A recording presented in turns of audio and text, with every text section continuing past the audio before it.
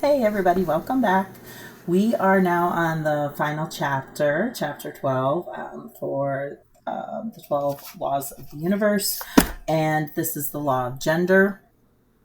Um, and this is, we'll talk about yin and yang. And as it explains, yin is the more feminine or the more passive side, whereas yang is, the more masculine or creative side is how they usually have it referenced. Okay.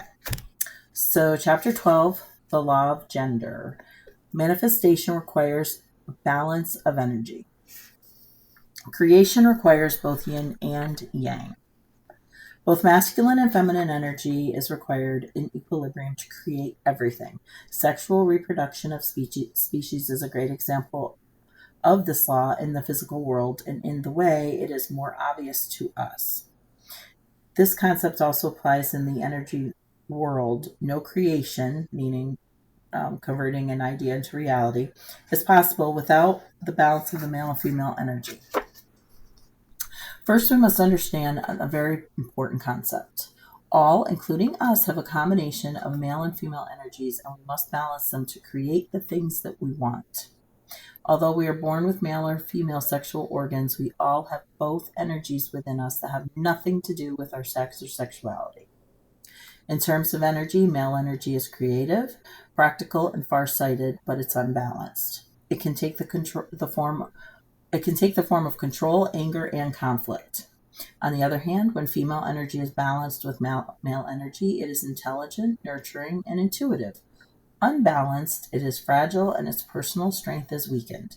The trick is to balance these energies because only when both are used correctly can we manifest our desires in the material world. And I will say quickly that I think it depends on the culture you live in. I know our culture here, in the United States, um, it can be really tough. I think females have an easier time of balancing the energies, especially, and I'm not politically correct, so do not come at me for this stuff. Um, but I feel like women, especially in our roles now that, we work full time, we really do balance both energies, I think, a little bit better. And it's more acceptable than the males trying to balance their female energies. And I know in cultures it's actually, I don't, where males can be nurturing and they can be caring, and it is looked at as a positive. Um, but I think we have a little ways to go in this country. Um, and some other cultures where I think if a male tries to be too nurturing or passive or anything like that, it's looked at as a weakness. So I think females have a little bit easier time navigating the yin yang relationship. That's just been my experience and what I have noticed. So, if you disagree with me or you think, if you know any countries or cultures where, maybe it's more acceptable for men to balance the two of them, just, let me know because I do find that interesting and I find different cultures very, very interesting and how they handle, different things in just life in general. So yeah, I'd like I'd like to hear from you on that.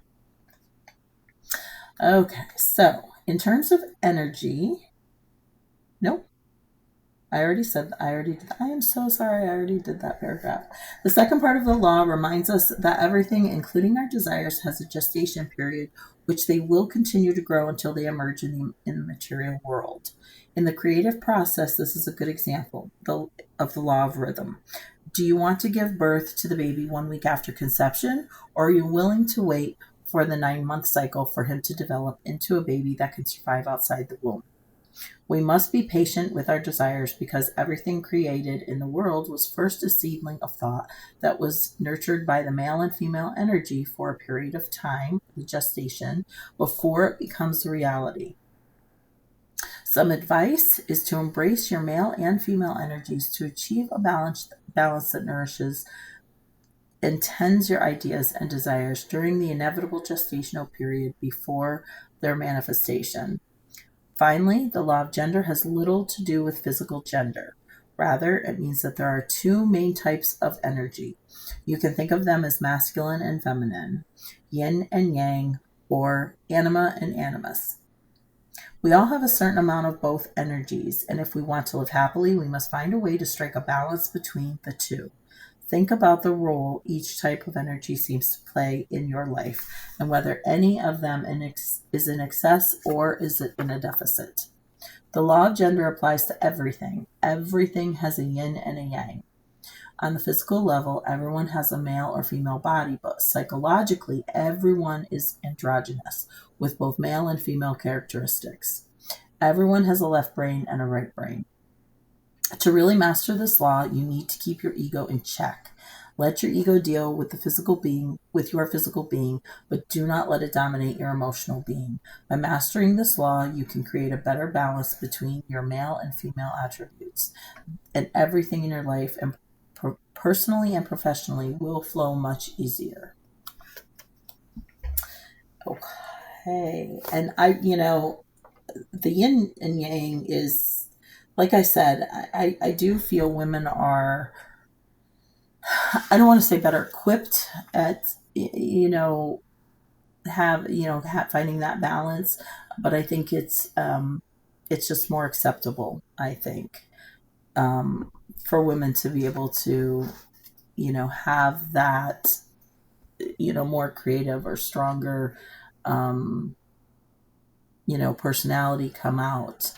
Whereas I think males, it's just a little more difficult for them to have that nurturing side come out. And I don't think it comes naturally. I think by nature, men don't show that type of nurturing on, I would say, a lot of cases. I don't know the percentage, but I think they can, and they can learn to. They have to want to.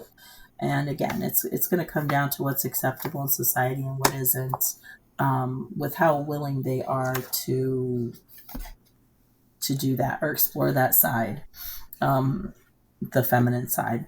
So I hope that changes, because I think if we can put the egos aside and really focus on that yin yang energy, I think the world will just be a happier place. It'll be a lot calmer. I think it'll be happier. So there is that hope that will happen in the future. All right. So here is the author's conclusion, and it's just putting it all together. He says, there you have it, the 12 universal laws. Before you get overwhelmed, incorporating them into your life is more about understanding and conceptualizing them in a meaningful way for you. They don't have to be analyzed, just understand the concept and keep them in mind to learn how to use them in everyday environments. Now that these laws have been introduced to you, they are likely to appear in your life over and over again. So thank you to the author, Manhardeep Singh, for another really just great book, 12 Laws of the Universe.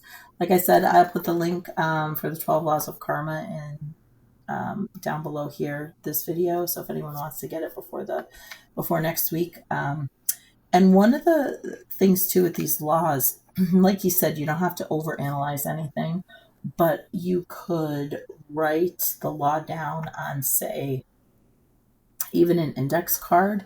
If you have, even fun, colorful, I have colorful index cards.